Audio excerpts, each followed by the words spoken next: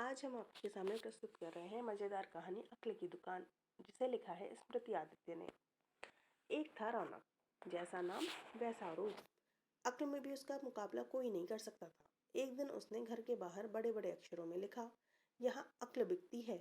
उसका घर बीच बाजार में था। हर आने जाने वाला वहां से गुजरता जरूर था। हर कोई बोर्ड देखता, हंसता और आगे बढ़ जाता। लेकिन रौनक को विश्वास था कि उसकी दुकान एक दिन जरूर चलेगी। एक दिन एक अमीर महाजन का बेटा वहां से गुजरा। दुकान देखकर उसे रहा नहीं गया। उसने अंदर जाकर रौनक से पूछा, यहाँ अक्ल मिलती है और उसकी कीमत क्या है? उसने कहा, यह इस बात पर निर्भर करता है कि तुम इस पर कितना पैसा खर्च कर सकते हो। गंपू ने जेब से 1 रुपया निकाल कर पूछा, इस रुपए के बदले कौन सी अक्ल मिलेगी और कितनी? भाई, 1 रुपए की अक्ल से तुम 1 लाख रुपया बचा सकते हो। गंपू ने 1 रुपया दे दिया। बदले में रौनक ने कागज पर लिख कर दिया, जहां दो आदमी लड़ झगड़ रहे हों वहां खड़े रहना बेवकूफी है। गंपू घर पहुंचा। उसने अपने पिता को कागज दिखाया।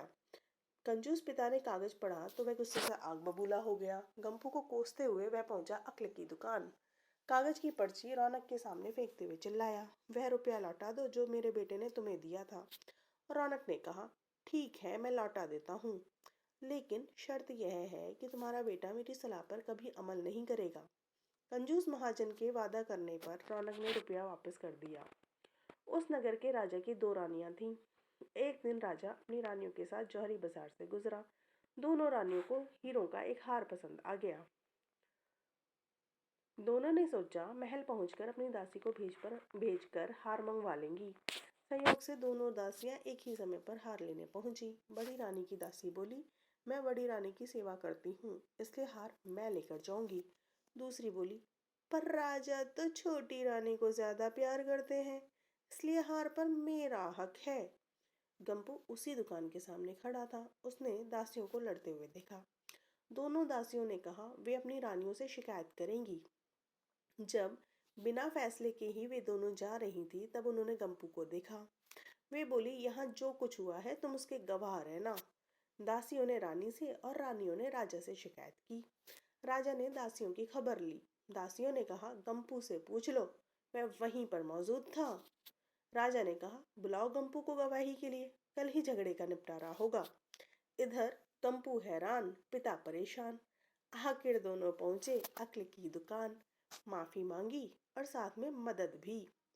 रौनक ने कहा, मदद तो मैं कर दूं, पर अब जो मैं अक्ल दूंगा उसकी कीमत है 5,000 रुपए। मरता क्या न करता। कंजूस पिता ने कुड़ते हुए दे दिए 5,000। रौनक ने अक्ल दी कि गवाही के समय गंपू पागलपन का नाटक करे और दासियों के विरुद्ध कुछ ना कहे। अगले दिन गंपू पहुंचा दरबार में, करने लगा पागलों जैसी हरकतें। राजा ने उसे वापस भेज दिया और बोला, पागल की गवाही पर भरोसा नहीं कर सकते। गवाही के अभाव में राजा ने आदेश दिया, दोनों रानी अपनी दासियों को सजा दें, क्योंकि यह पता लगाना बहुत ही मुश्किल है कि झगड़ा किसने शुरू किया।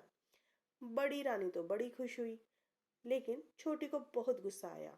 गंपू को पता चला कि छोटी रानी उससे नाराज है, तो वह फिर अपनी सुरक्षा के लिए परेशान हो गया।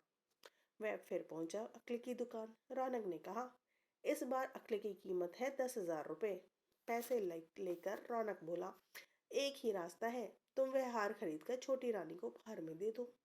गंपू सकते में आ गया। बोला, अरे ऐसा कैसे हो सकता है, उसकी कीमत तो 1 लाख रुपए है।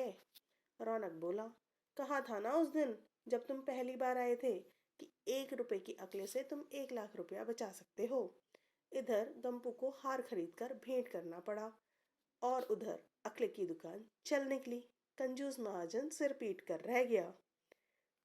तो ये थी स्मृति आदित्य की लिखी कहानी अक्ल की दुकान। आपको ये कहानी कैसी लगी, ये बताने के लिए हमारे चैनल को सब्सक्राइब करें और कमेंट करके बताएं कि आपको ये कहानी कैसी लगी।